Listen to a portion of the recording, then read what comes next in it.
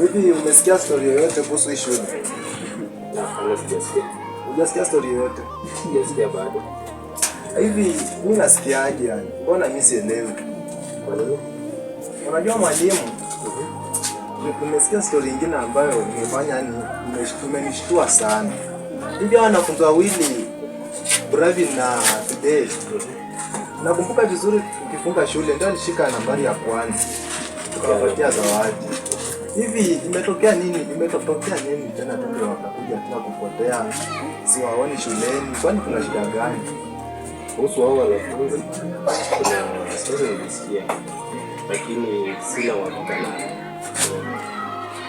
Nilikuwa nimeongea na mwalimu mkuu, akaniambia kwanza nipea hapa hadi saa hizi sijaongea. Unajua hii story imenishtua sana. Yaani nimeshtuka sijaelewa.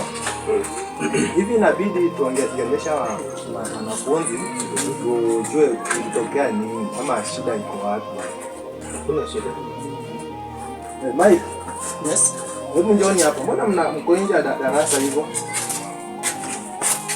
Samahani kidogo. Mnafaa sasa hivi muda wa kusoma, sio kwa nje ya class. Samahani hata mbele.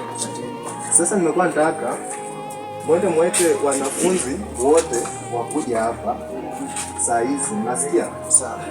Mfanye hivi. Mwambie tu wakuja hapa tumetoka hapa. Sawa.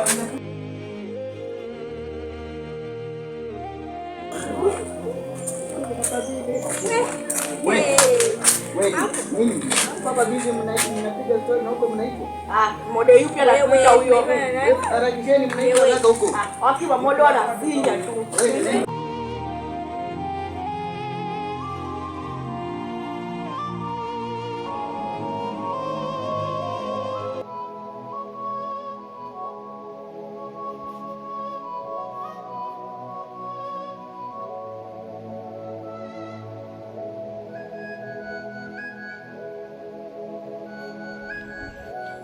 Kaka. Samani kaka, hapa ni wapi? Hapa ni Mkongole. Kongole ndio wapi? Wewe jua tu hapa ndio Mkongole.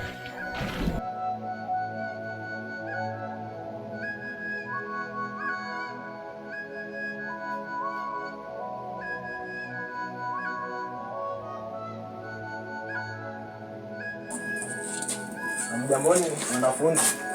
Jambo. Kwanza tutaanza na kumwambia mwalimu pole kwa kumalizia darasa, ila tumetokea na jambo la dharura ambalo limefanya mimi kuwepo hapa muda huu. Kuna wanafunzi wawili, nakumbuka kifunga, kuna wanafunzi wawili walikuwa nambari ya kwanza, tukawapatia zawadi ambayo ilikuwa Fidel na Bravin. Na inasemekana kwa wanafunzi hawajarudi shuleni tena kutoka shule ifunguliwe siku ya 5. Sasa tumekuwa tunataka kama mnajua hawa wanafunzi wanaenda wapi kuanzia saa hii. Kuna yeyote anayejua wanafunzi wanaenda wapi? Hamna. Sasa nataka kuambia hivi, mkirudi nyumbani jioni mwambie wazazi kuwa kuna wenzenu wawili walipotea. Mnasikia? Mnaweza kwenda sasa.